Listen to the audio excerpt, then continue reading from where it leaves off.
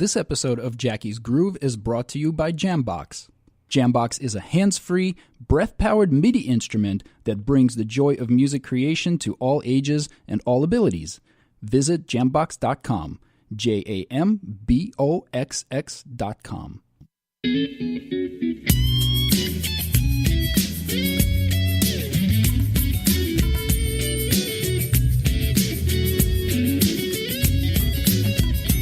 Welcome to Jackie's Groove. Come journey with us through the rhythm of the music business with your host, Jackie Bertoni.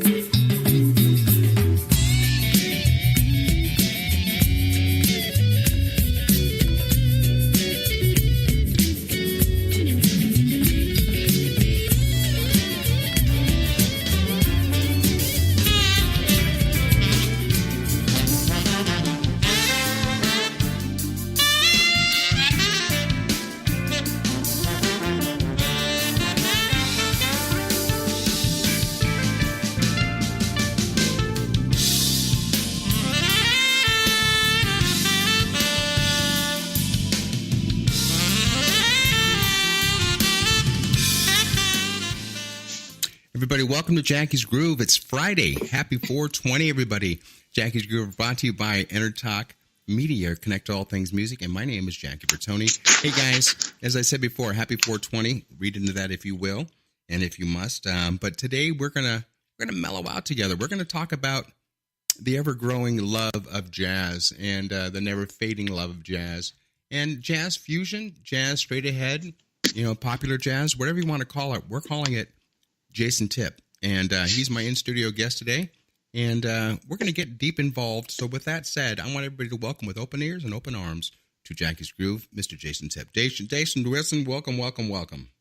Hey, thank you very much, Jackie. It's such a pleasure to be chatting with you. I mean, you've got such a wonderful list of credits, and you've worked with some of the folks who've influenced me over the years. It's just wonderful to chat with you and talk about music. Yeah, man, and thank you very much for that compliment. I'm going back and I'm listening to your various YouTube videos, and I'm watching, the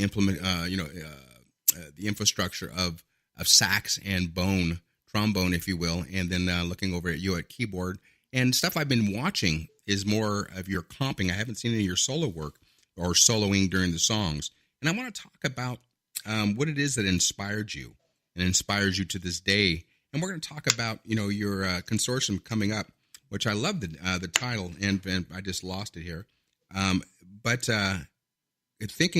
we're talking about, you being an Oregon or a Portland guy above me, and just right before we went on the air, you tell me that you're now in Coral Gables, Florida, and I have a lot of friends out in that area. And but we're going to talk about it, and we're going to get involved with it. So let me ask you a question. Growing up, if you want to admit that you haven't, that's okay. Either have I. But when you were listening to music growing up itself, I don't care what it was, Cannonball or Sanborn, whatever it was. Were you listening to that music saying, I really like to listen to that type of music, or I want to create that type of music? What was going through your mind at a young age? Yes, great question. So I don't know why I think this had something to do with it, but I'm the youngest of three, and I was the youngest by 9 years. So I grew up in the mid and late 70s. My sisters grew up in the late 60s and the early 70s. So a lot of what I first listened to was stuff that they handed down to me. And one of my two sisters was really into Steve Winwood and Traffic in particular. And I started to, and actually talk about Gren and Utopia as well. And I started to listen to, and actually one of the first albums she gave me was Songs in the Key of Life. And those three don't sound in common, but what they did have in common that really appealed to me was long instrumental passages that were very, very interesting and intricate and had lots of interplay. I didn't really get turned on to more traditional jazz until I was a student in school. So I started playing trumpet first in fourth grade, fourth grade in elementary school, and then came up in junior high and high school playing in concert band and jazz band. And I played trumpet and then played other brass instruments. I played French horn and trombone in jazz band in high school. And that's where I started to get turned on to more traditional jazz. But we had in high school a man named Bert Stanley, who was our band teacher in the first line and sophomore years, who had played with Stan Kenton.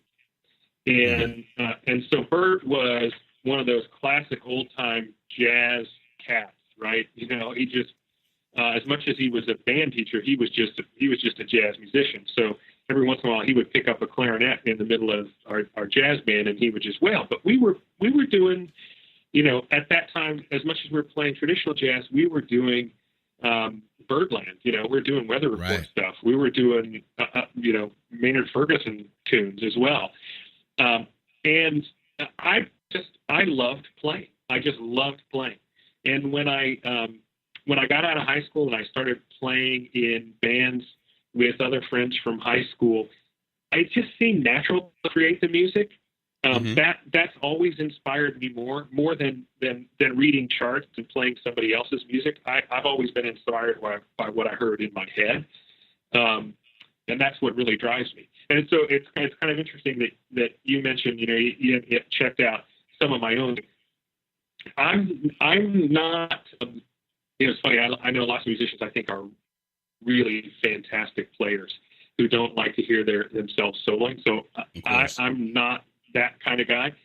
I'm more inspired by creating the music than I am by soloing myself. I like to be part of the action. It makes any sense. I like to be a player on a great team. You know, and as I have asked many people, you just mentioned a little while ago, Stevie Winwood. You know, I interviewed my dear friend last, actually Wednesday, the 18th, Wilfredo Reyes, who, you know, that was one of his longtime gigs working with Steve Winwood. And so when you bring that up, it kind of puts a smile on my face because I got some great stories that I'm not going to share with you or the listening audience right now. But it's nice to know the inner mechanics and how things work.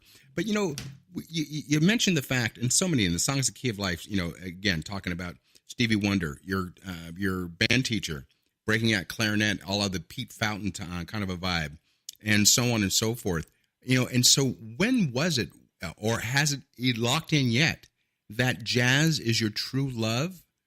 Or are you a chameleon like I have to be when I'm hired for different gigs, different genres of music? Or do you find yourself pigeonholing yourself into the jazz genre? I think that happened about 30 years ago. I pretty much decided that I like instrumental music. I like playing music with a strong groove, with a lot of improvisation and a lot of interaction. And maybe it's the influence of, you know, a lot of bands that, as I was growing up, that were playing rock or other kinds of music or R&B. It seemed like they were always trying to copy what they heard on the recording. And I just always found that uninteresting for me personally, just to play. I just didn't find it all that interesting to try to sound like somebody else. So I think I locked into that jazz thing. I haven't been a guy over the years who's done a lot of sideman work. I think I've not been known for that, and haven't pursued many of those opportunities as a result. So I am a jazz guy, I guess. Do me a favor, Jayson. I do get in debates with folks who think they're real jazz guys, and I'm not. I'm going to interrupt you real quick. Adjust your headset because I'm getting a lot of distortion. Are you hearing that at all, Cedric? On your side? I'm hearing you cutting in and cutting out. I'll make sure that the audience gets a chance to hear you clearly. I'm really I'm fighting with that, but I'm going to go along with that. When you talk about improvisation and so on, when you're playing jazz, straight ahead, contemporary, fusion, or whatever, when you're covering somebody's tune, Jayson, and you know if you're doing an Natalie kind of a vibe, if you're whatever you're covering, do you feel it your duty to best represent that song in the original way that it was performed, recorded, written, interpreted, or do you kind of go outside of the of your wheelhouse and throw a little Jayson Tipp in everything you're playing?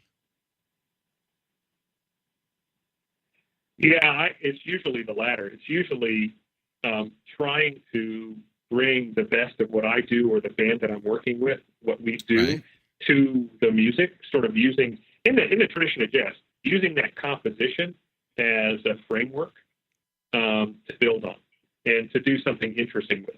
I always have this hesitation to try and believe that if I'm playing, that the audience is really there to hear me play Cantaloupe Island like Herbie Hancock. I mean, I'm not going to play like Herbie Hancock and kid anybody to believe that I am. On the other hand, I've watched him in lots of different performances. He rarely plays it the same way twice. I mean, if you look at, he's still playing it, the last couple of years. Sure. He's reinventing how he approaches it. So why shouldn't we? What is it with us jazzers? And I'll put myself in that situation because I've played with the best of I wouldn't say I'm a big fan of straight ahead jazz. The closest I got to it was Maynard Ferguson back in the early 90s when I had a chance to play with Maynard, and it was a mind blower. And then good friends of mine, Bernie Dressel, who works, of course, on his own situation with the big band sound, if you will. I had the honor of interviewing Kathy Rich and Buddy's daughter. I think it was earlier this year, and it's a special kind of performance that differs from that of fusion, from that of more laid back traditional jazz itself. But when you find yourself playing, and when you find yourself in a section of that song that you're covering, let's stick with the cover tunes. Do you feel, again, I'm going to ask that question, do you ever stretch yourself or stretch out a little bit and without the furrowed brow of the other musicians that are in the band with you playing?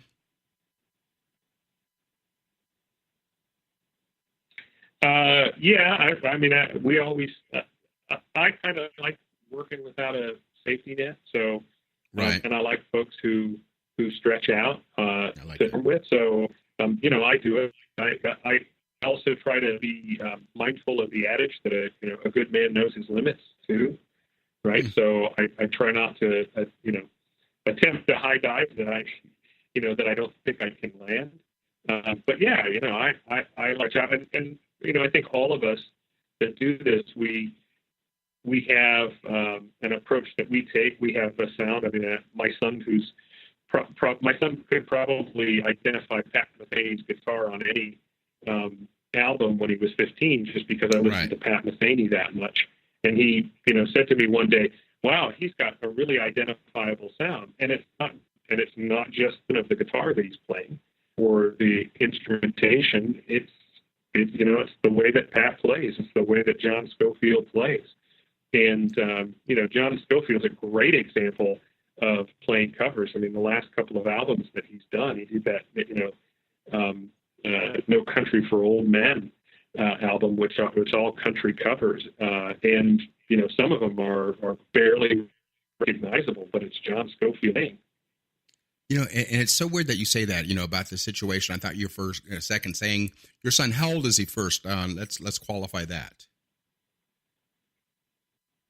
So he's 22 now. About to turn 23 actually tomorrow.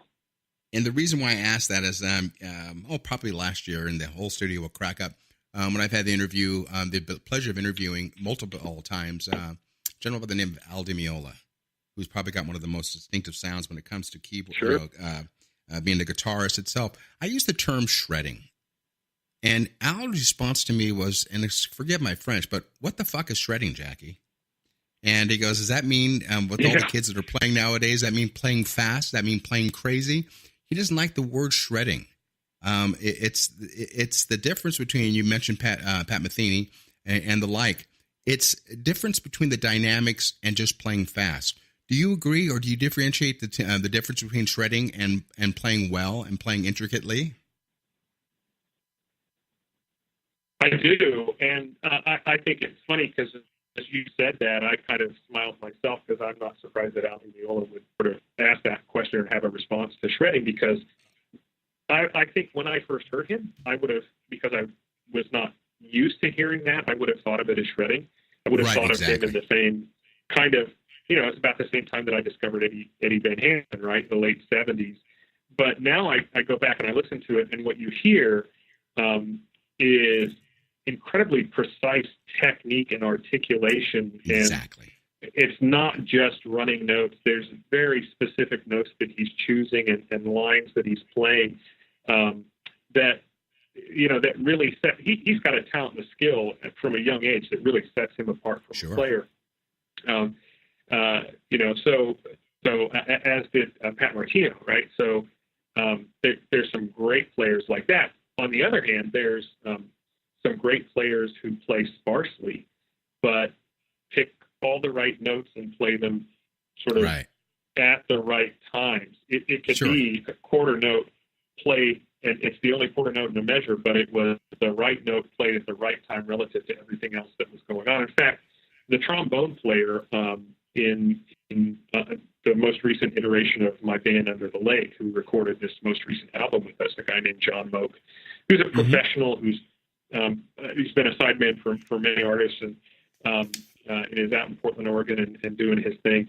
And John is a guy who, if you said, quote a song, he could quote almost any song you could call in the middle of his solo. And somehow he'll fit it in, even if it's a different key, and he'll fit it in an interesting way. He's one of those guys that just has a great ear and a great feel for how to express himself in a solo. And the rest of us, you just end up, you're trying to play, and you end up just, sort of being mesmerized by listening to this guy you're performing with. And that's so cool that you said that, because there's a certain admiration when you're on stage with other players and being, I don't care if it's a duo or if it's a 7-piece or a 10-piece. When there's a certain time of night or day, whatever you're performing, that a musician that you've hired that you're playing with actually floors you, and you can sit there and you smile inside because that person is there for the reason. But we've also had the situations where we've played, and we won't mention any names, where you're asking yourself, what the hell am I doing on stage with these players? And so it forces you to bring out your best, in that, and to overcompensate for the lack thereof the musicianship on stage. And, have you ever faced that? And again, too, it's a small business we're in. It's a small word we're in, but we've all shared that nightmare of other musicians on stage, and you wonder how they got there. How do you approach being on stage with people that are not in the qualification or the style of playing or the advanced playing that you do? How do you address that? Yeah, and I'd even broaden it. Sometimes people have all the talent, they have the skill, and they have a bad attitude, or they just don't want to be there that night. I mean, it's just all kinds of reasons where people, and it takes the gig from being something that you look forward to and is usually a joy, and it makes it really work. It's like you're digging a trench. Particularly for me, because I'm usually have been in the leader's seat. So I'm, if you've led on gigs as well, then you get this. I mean, you're not just thinking about your performance or the band's performance. You're thinking about the 2,700 other things that are going on at the same time, and what's going to happen after this tune, and who talks next, and what's happening at the break, and where what tomorrow morning, and all of that. Sure. And then all of a sudden you got to think about, what the heck is this guy doing? Why did he just do that? What exactly? Really? You know what? Really? That's what you thought you wanted to do right now. And the thing about that is when you're looking from the stage out to the audience, and when you get that vibe from the audience that you've lost them, how do you pick it up? How do you dust the crap off of you and bring them back into the situation? Do you use it in the way of comedy, in the way of spiel, talking to them, or do you kind of like hopefully translate and morph into the next song that won't have that same kind of a letdown, and that you can get them back in your back pocket again? How do you gauge that? Well, I mean, I think you're hitting all the tactics, right? So I think that in some cases, it depends on the mentality and the spirit of the if it's a single player of the player, right? So I've been on stage with folks who have not known the material and were not good readers, and the audience probably didn't know, but the rest of the band knew that they really blew that last tune. But but you look over at them and you can tell that they know what happened. They're conscientious about it. They're now they're probably tense, and you don't want them to be tense, because if they're tense on the next tune, then they're going to struggle on the next tune. So yeah, I try to lighten the mood. I try to get them out of the deep water. Right. So, okay, you're in deep water. You know what? We're going to call a different tune. And maybe I talk for a minute longer. I tell a story about this tune. We're going to do this Eddie Harris tune. Hey, did you ever hear the album Swiss Movement? It was the Montreux Jazz Festival, and tell that story. Let everybody take a breath for a second. And, I usually have one other person on stage with me who kind of knows what I'm thinking. So maybe the trombone player goes over to the other guy and says, okay, well, here's what we're doing on the next tune, and follow my lead. And, you kind of struggle with that. So let me do this, and then you can write, and we try to pick it up. The worst case, though, is if you got the person who I'm going to pick on, I'm not going to use names, but I'll pick on an instrument, a guitar player who's not very subtle or sensitive to volume. And is kind of indignant about it, right? So you're trying to give them cues, visual or other cues, to turn it down, or they're stepping on somebody else in terms of their solo, and you're trying to give them visual cues, and they're not taking the answer. Sometimes it's, hey man, why don't you go have a beer and take a break? Let us play this next tune without guitar, and hopefully you get the message to them. I've never had to send anybody off the bandstand. But, if I had to, I wouldn't hesitate to do it, because we're there to do a job, and the job we're there to do is to entertain the audience, to pull off this great performance that they came there to see. It's not, it's not to satisfy our egos.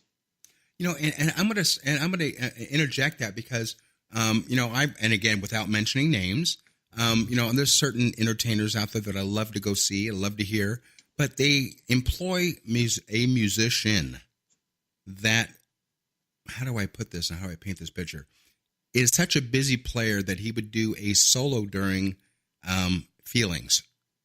It's too much. And you look at that situation, and I gaze over at my wife, and I'm like, I can't do this. And it's not being cocky by any stretch. And then I asked the leader of the band, why do you continue to hire this person who plays over everybody, who steps on everybody? And his response being a man who's got lots of money, he wants to make sure that he keeps his band employed.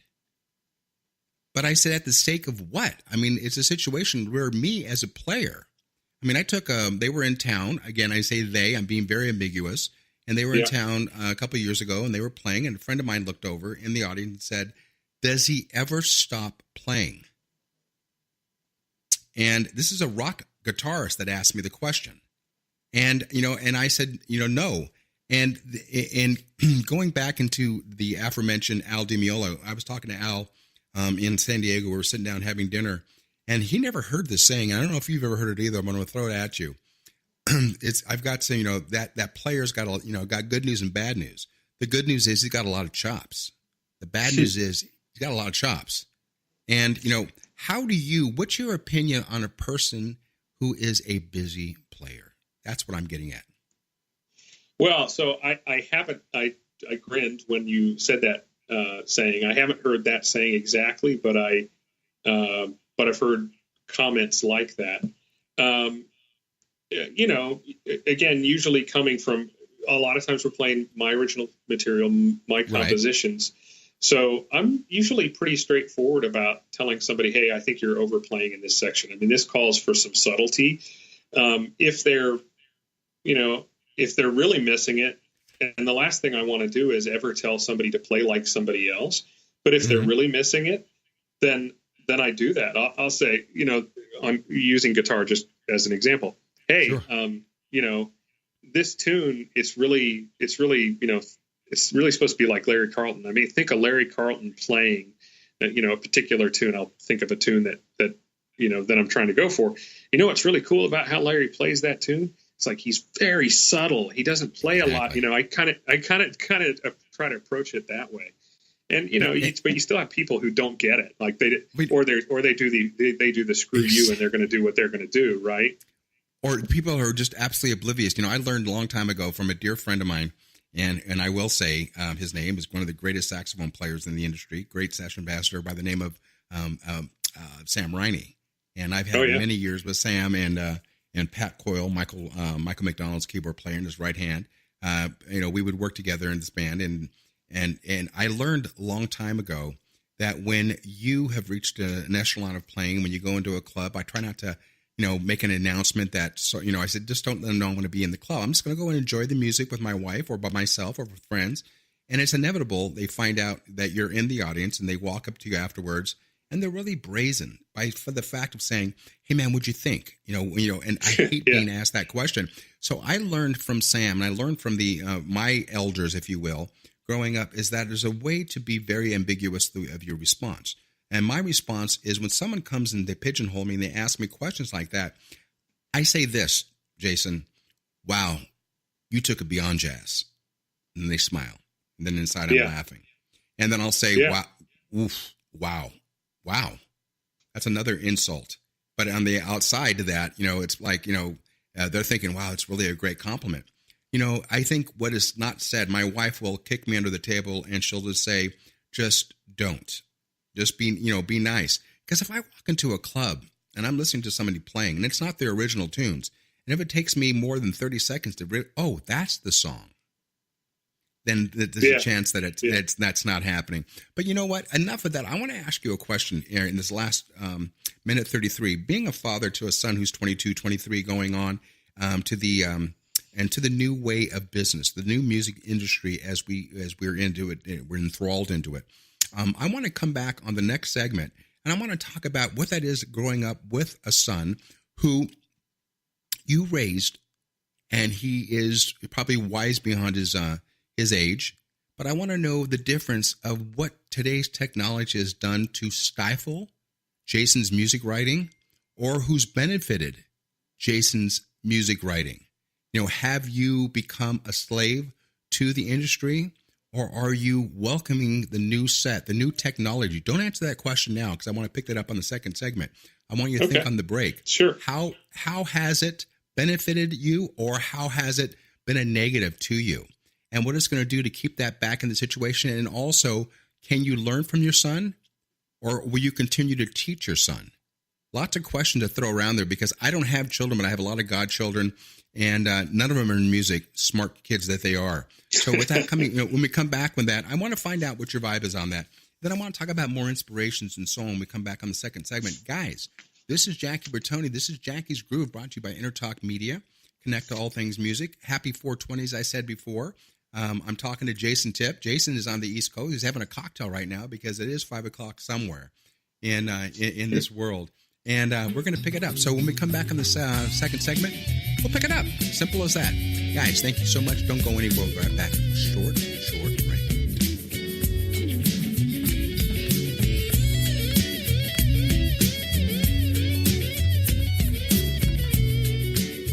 Are you serious about your music? Are you ready to run with the big dogs? The experts at Pitbull Audio have the gear to get you into the game. From leading manufacturers like Mesa Boogie, Fender, Pioneer, and American Audio. To sound your best, you need the best. Pitbull Audio can deliver in rehearsal, on stage, and into the big time.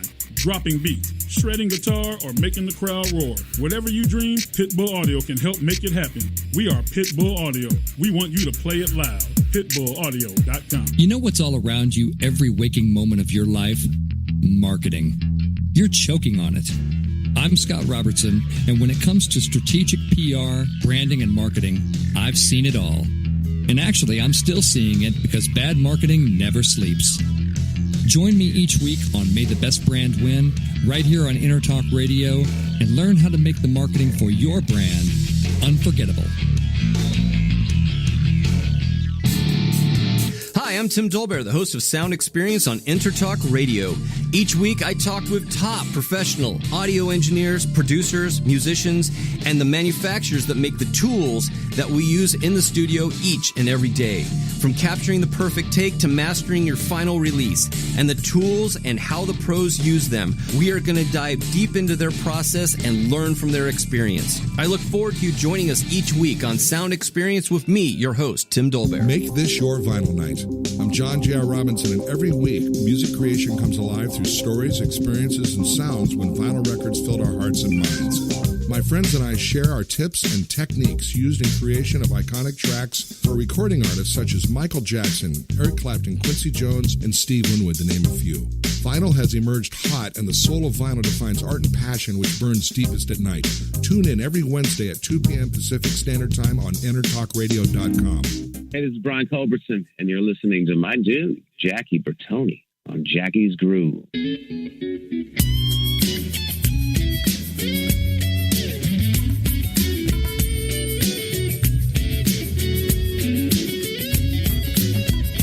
Welcome to Jackie's Groove. Come journey with us through the rhythm of the music business with your host, Jackie Bertoni.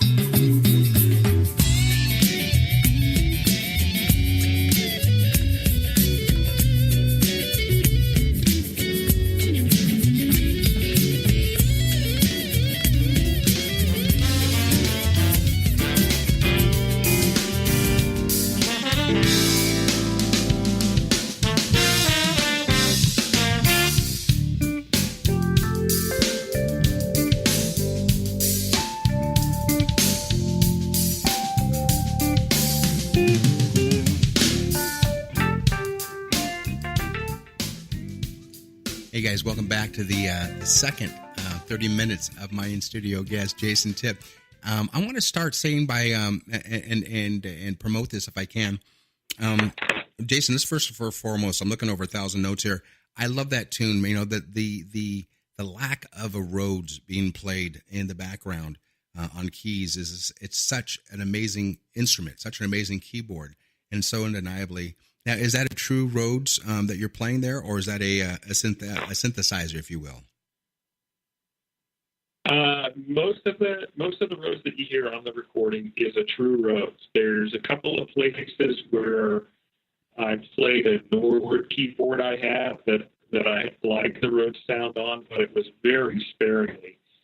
Most of it is all Rhodes. It was the Rhodes studio, the Rye Room in Norwood. Matt Greco is the owner and the main engineer in the studio, and that Rhodes was a Rhodes that his dad gave him when he turned 16.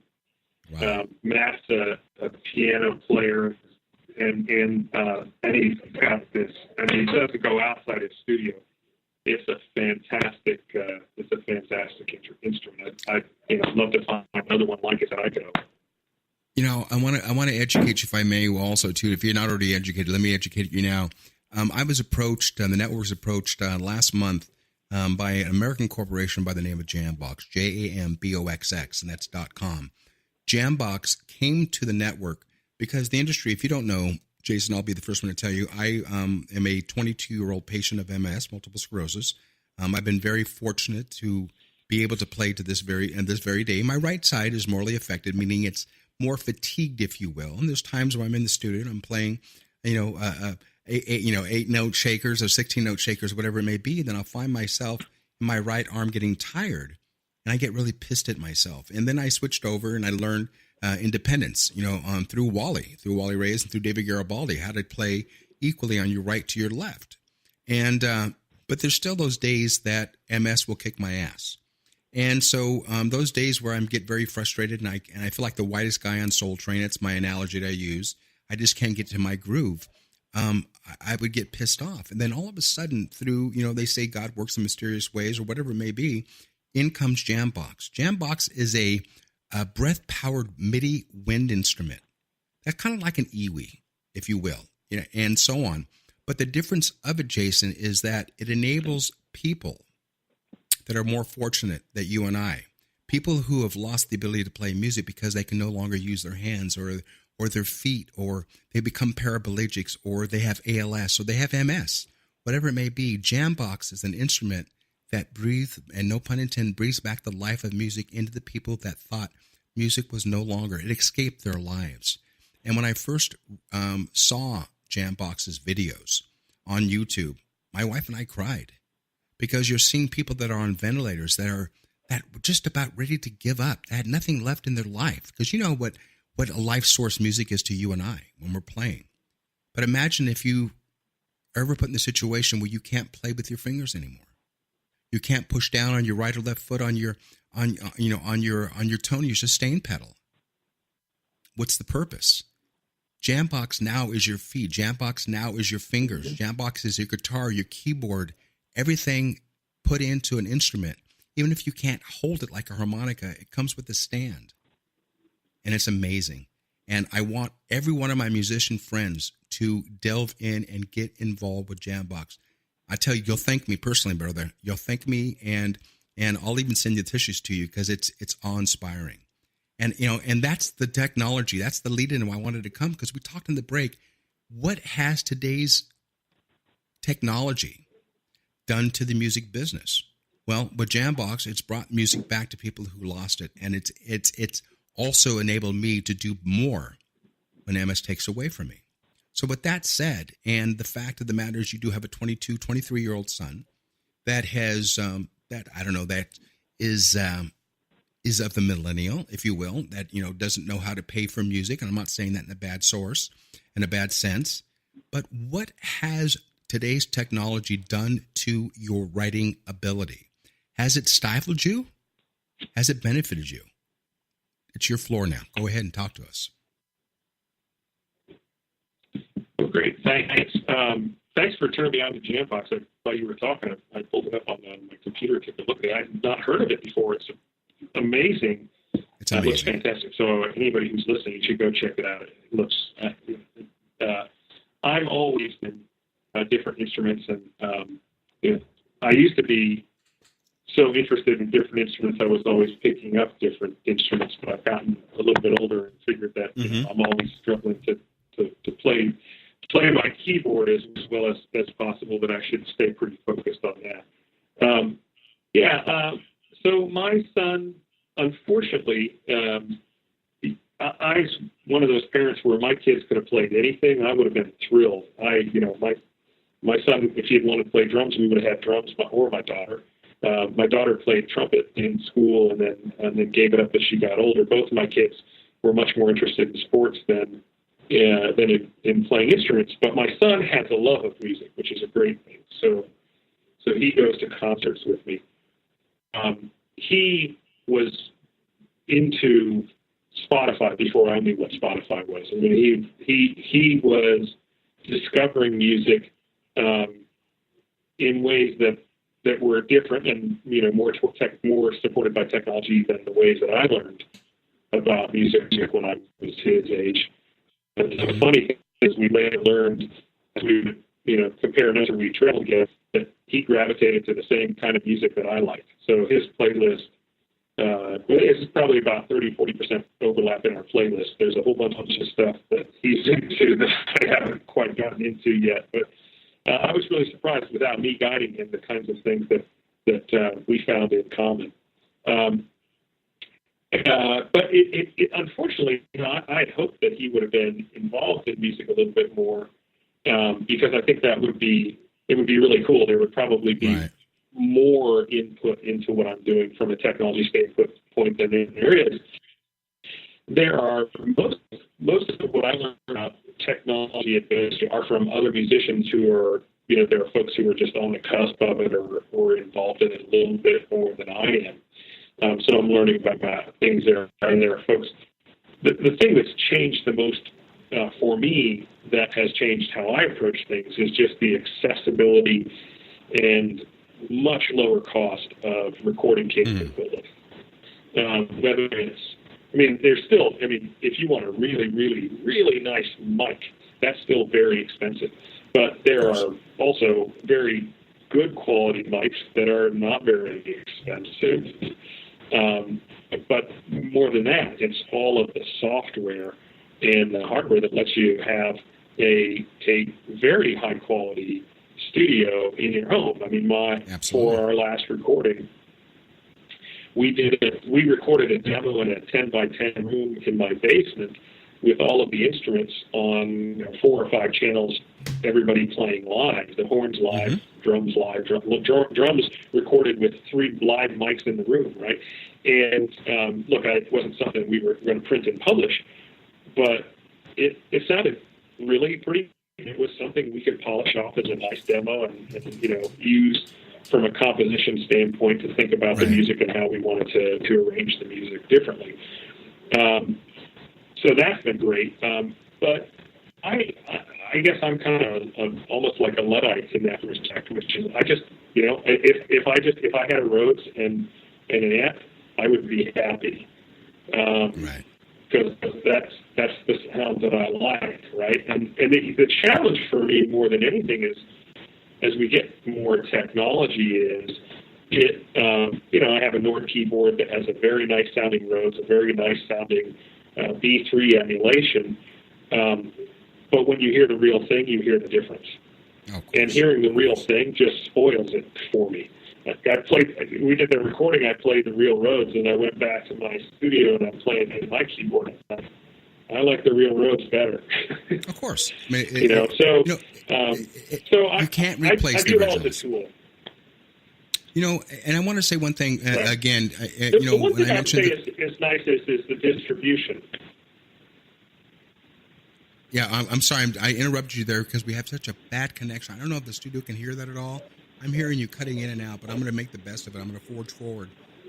And speaking of the studio, I can never do what I do without my team. Just like, you hire all the, the comparable and the capable players that play with your music. I was just the opposite. I was approached by the network, by Intertalk Radio, which is Intertalk Media, and to come up with my own show. And the things that we've done in the last 2 years with my show has been unbelievable. And I have to thank my whole team. My Cedric, my Megan, my Christian, my Nor, Paul Berezetsky, the CEO and the engineer. And the person I want to introduce you to right now, he better be in the studio. He's the CEO of the network. His name is Florentino Buenaventura. And through all of his help and through all the people, I want to say special thanks to Rick Scott also for bringing Jayson on the show today. Rick has been an absolute gentleman with bringing us great entertainers. So with that said, Florentino, if you're there, would you please say hi to Jayson? Jayson, would you please say hi to Florentino? Florentino is not in right now. Please leave your message at the beep. Beep. How you doing, Jayson? I'm good. How are you? Good. I'm just messing with Jackie. We like to keep him on his toes. You got to do that with Jackie around here, because if not, he starts to wander. Then he starts to get on the streets. Man, you don't want that to happen. Anyway, I'm enjoying the interview and enjoying what you guys are talking about. Enjoy the music. It's been very awesome, brother. So thank you very much. Hey, I apologize too. Unfortunately, we have this wonderful thing now that we can create radio networks like we do, and we can bring phone calls in and all the other fun stuff. But it requires the internet, and the internet is not necessarily cooperating today. So, folks listening in, I apologize. We are getting sporadic, connection from Jayson. But for the most part, you're sounding great, brother. I apologize about that, and that's what Jackie was alluding to over here. So, yes, we are aware of it. There's nothing that we can do, brother, because that is whatever the connection circumstances are within the internet. It's the backbone. Let's just blame Jayson, okay? It's Jayson's fault. We're gonna blame Jackie. Yeah, there you go. We're gonna blame Jackie because his magnetic personality is just fouling up everything electronic.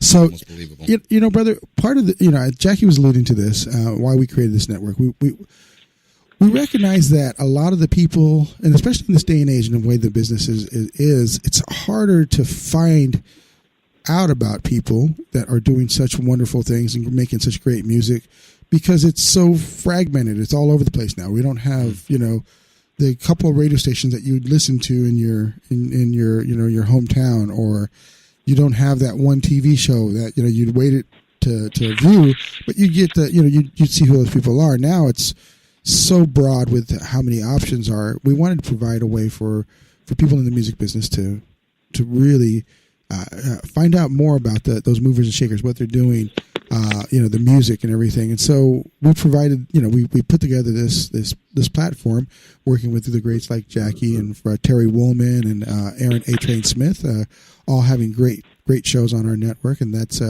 Making It with Terry Woolman and Intersect with Aaron A-Train Smith. My own shows, Music Gear Talk, where I talk to the gear companies and stuff like that. So we wanted to provide this. Got 18 of these things going on now with our network for players like yourself and for artists and for PR companies like Rick's to have a forum to point people to get this information. So now that I'm finished with my little soapbox, we're going to hopefully change the landscape a little bit of the music business.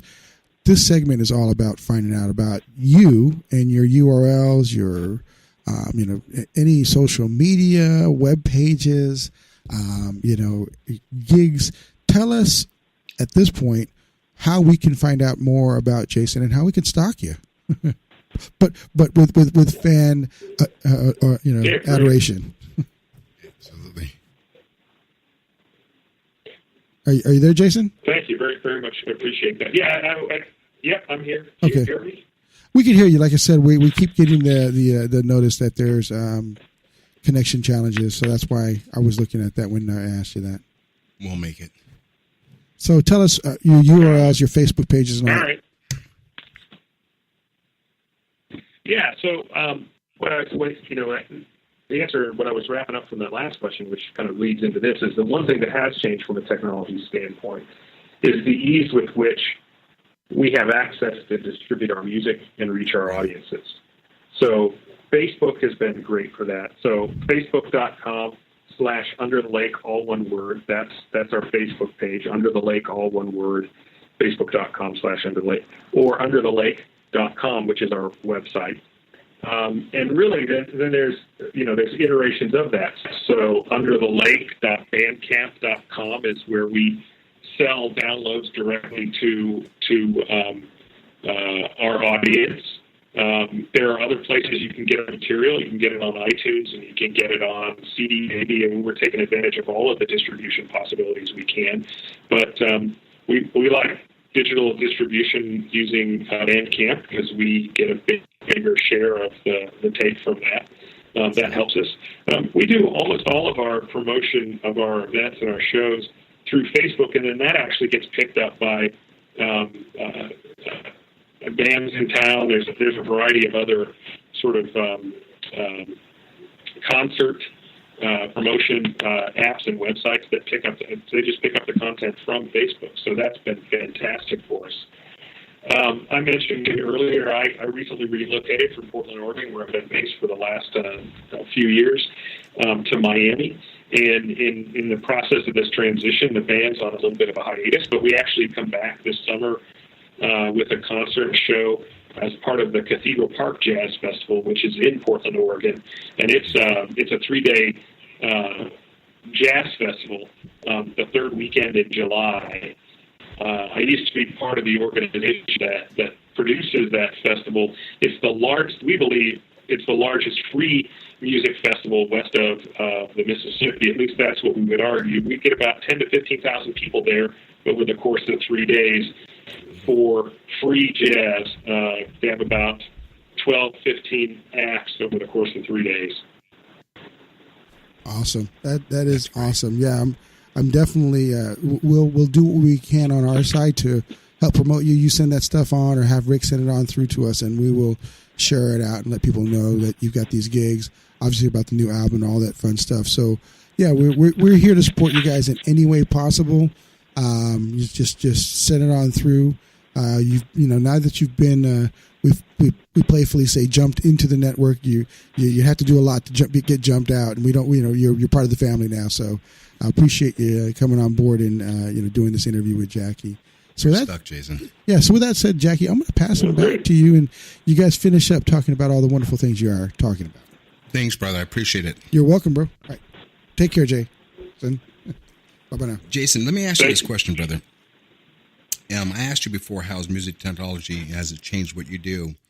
But I'm real curious, just because we're walking along those same age kind of situations. If there was a young Jayson Tipp coming through up in the business, making his way through this barometer that we deal with, what would you do? What would you change? What would you tell that young Jayson about the struggles and how to overcome them, of what you've learned growing up yourself in the business? What would you be telling that person? I would probably be telling that person to double down on all of the hustling. I've always been a pretty hard worker and a pretty strong hustler, whether it's for gigs or to find people to play with or to promote what I'm doing.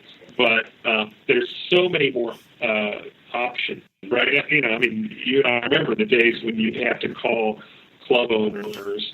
You know, you'd have to stop by the club. You'd have to call them. There was no email for them. There was no website. There was no Facebook page to connect with them. You had to make that personal relationship. So that was really time consuming. Now you can really pad it out, and you can start to promote what you're doing. I know a lot of players who, you know, are my age, around my age. They've been in the business a long time. They've been playing a long time. And you go to their Facebook page, and they have their personal Facebook page, you know, if you know them as a friend, but they don't have their performance Facebook page set up. Exactly. They don't post all of their gigs or appearances. They don't communicate with their audience. They don't look for ways of providing more information. And at the end of the day, if you have an audience, if you have folks that want to come out and see you, they really want to be connected with you. They want to support you. They want to feel like they're part of it. And so that's the piece that I think as a young guy, I didn't really get so much.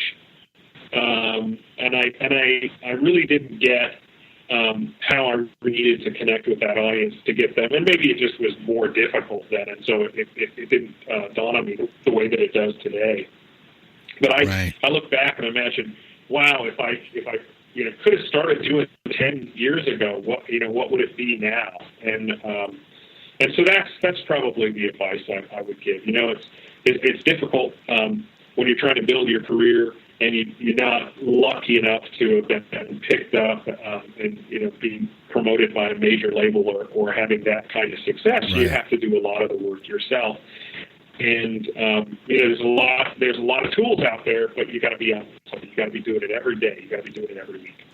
You know, it's funny. I asked that question, and I did an interview about 2 weeks ago with a keyboard great, good friend of mine for 30 years, David Garfield, who is currently with George Benson in his own rightful music. And he said the reason why it's changed, he goes, Jackie, we miss this because you and I have known each other about 30 years. He goes, I used to call you up and say, hey, JB, we're going to be going over to Vitello's, or we're going over the Bon Appetit or Lavalley, and we're gonna hook up today because Joey Heredia is playing. And then I'll say, yeah, man, I'll be there.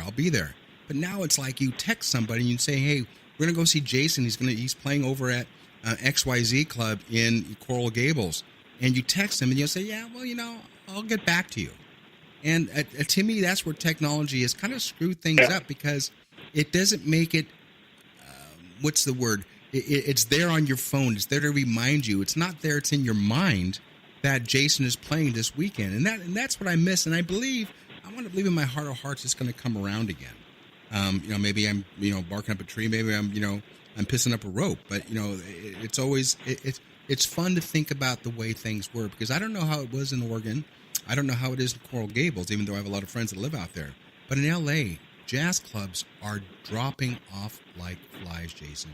I mean, all of the great clubs. The only clubs that are going right now are Babies in Westlake, the Baked Potato in Hollywood and Cahuenga, if you will, the Valley, and it just isn't. It's not happening, and that's what I want people like you and I and Al Di Meola's and the guys that are over the age of 50 to get that back in and to educate the younger ones of the benefit of playing it, getting your fingers dirty, getting door slapped in your slammed in your face.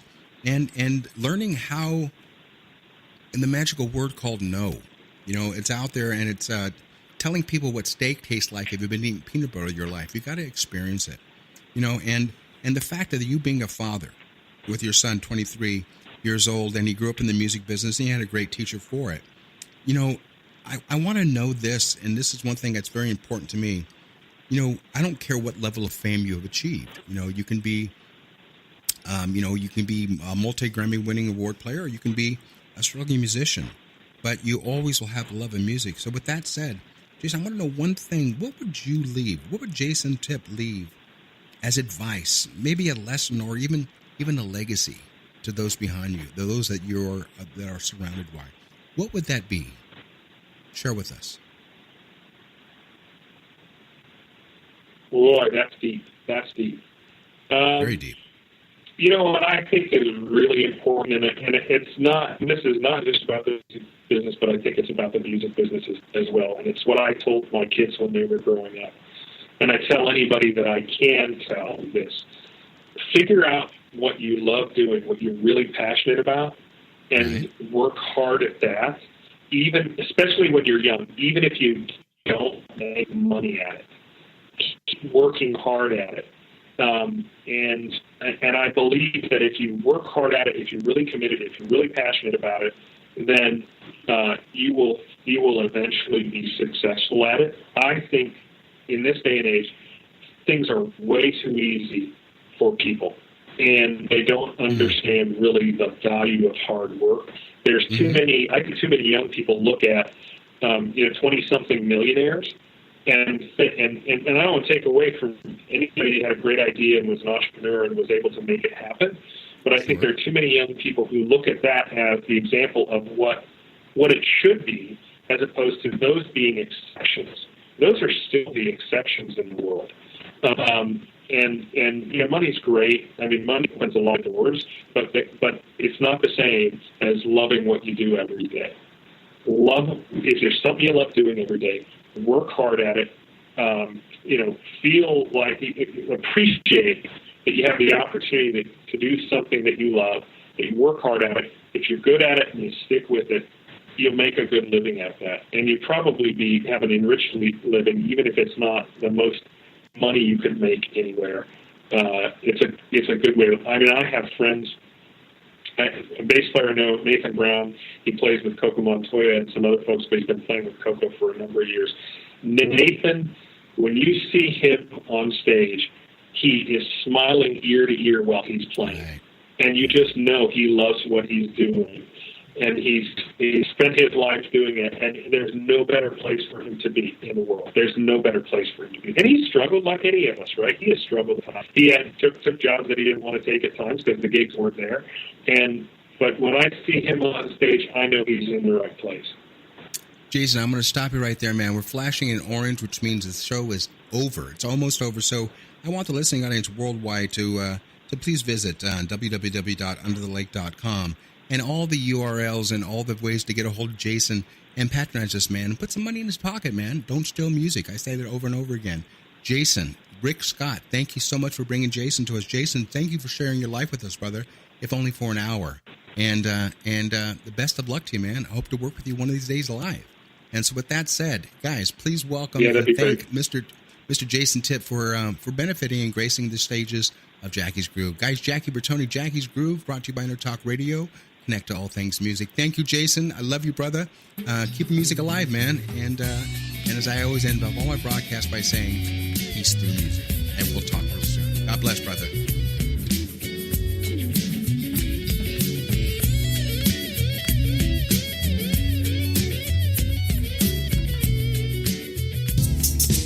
This is Jackie Bertoni from Jackie's Groove. Come join me weekly on my journey through the music business as I take you behind the velvet rope, interviewing industry notables such as Al Di Meola, Michael McDonald, and Al Jarreau, to name but a few. Listen to their stories on being in the studios recording #1 hits and onto the stages throughout the globe. Allow me to be your music historian. You can hear me live every Monday at 2 p.m. and every Wednesday at 12 noon Pacific Standard Time or 24/7 on jackiesgroove.com. Ready to get your groove on? Hi, this is Tim Dolbear from Eclectica Studios. I'm a full-time mixing and recording engineer. I work with Grammy winners, labels, and indie artists, using state-of-the-art digital mixing and restoration tools and the very best in analog gear. Really, though, it's my ability to bring tracks to life and fulfill your vision for your music. This has made me sought after by producers and artists worldwide. So spend your time working on music and not chasing a mix down a rabbit hole. Go to timdolbear.com and check out our free one-song mix offer. You know what's all around you every waking moment of your life? Marketing. You're choking on it. I'm Scott Robertson, and when it comes to strategic PR, branding, and marketing, I've seen it all. And actually, I'm still seeing it because bad marketing never sleeps. Join me each week on May the Best Brand Win, right here on Intertalk Radio, and learn how to make the marketing for your brand unforgettable. Are you serious about your music? Are you ready to run with the big dogs? The experts at Pitbull Audio have the gear to get you into the game. From leading manufacturers like Mesa Boogie, Fender, Pioneer, and American Audio. To sound your best, you need the best. Pitbull Audio can deliver in rehearsal, on stage, and into the big time. Dropping beats, shredding guitar, or making the crowd roar. Whatever you dream, Pitbull Audio can help make it happen. We are Pitbull Audio. We want you to play it loud. PitbullAudio.com.